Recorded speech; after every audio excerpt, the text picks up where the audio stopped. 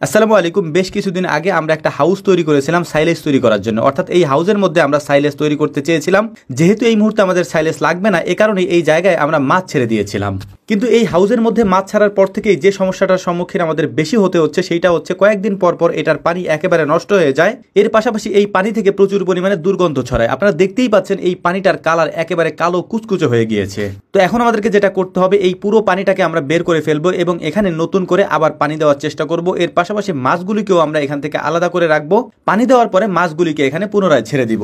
আমি আগেই বলেছি এই হাউসটা আমরা তৈরি করেছি সাইলেজ বানানোর জন্য, অর্থাৎ এইটার মধ্যে ঘাসগুলিকে আমরা চপার মেশিনে ছোট ছোট করে কেটে তারপর পুরো জায়গাটার মধ্যে সাইলেজ যেভাবে তৈরি করতে হয় সেভাবে আমরা এটার মধ্যে মজুত করার চেষ্টা করবো ইনশাল্লাহ। এই জন্যই মূলত এই হাউসটা আমরা তৈরি করেছি।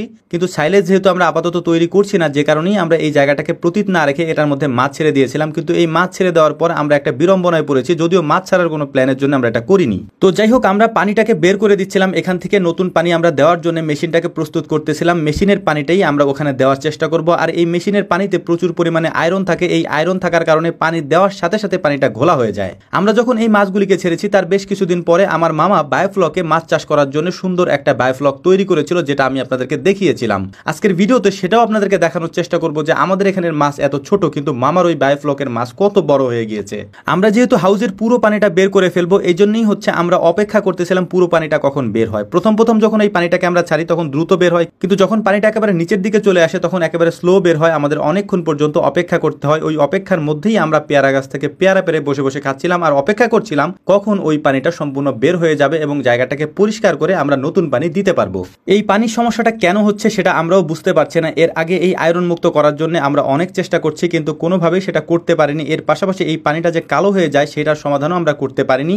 তবে বায়োফ্লকের যে মাছগুলি চাষ করা হয়েছে সেটা একেবারে বাণিজ্যিক পদ্ধতিতে করা হয়েছে। আমি আবারও বলছি, বারবার এটা বলার চেষ্টা করছি যাতে আপনারা বিভ্রান্ত না হন।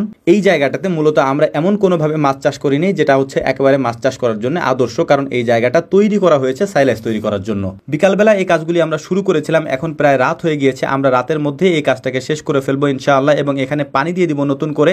এখানে পানি দেওয়ার পর এই কাজগুলি কমপ্লিট হয়ে গেলে আগামীকালকে আপনাদেরকে আমরা নিয়ে যাব ওই বায়োফ্লক দেখানোর জন্য, যদিও সেটা আমাদের এই ভিডিওর মধ্যেই আছে। আমি প্রথমে হয়তো সেটার একটা অংশ আপনাদেরকে দেখিয়েছি, সেটা আপনাদেরকে দেখানোর চেষ্টা করব যে বায়োফ্লকের মাছগুলি মাশাআল্লাহ কত বড় হয়ে গিয়েছে। তো পরদিন বিকালবেলা আমরা চলে এসেছি আমাদের মামা বাড়িতে, যেখানে মামা তৈরি করেছেন বায়োফ্লকের মাধ্যমে মাছ চাষ করার পদ্ধতি।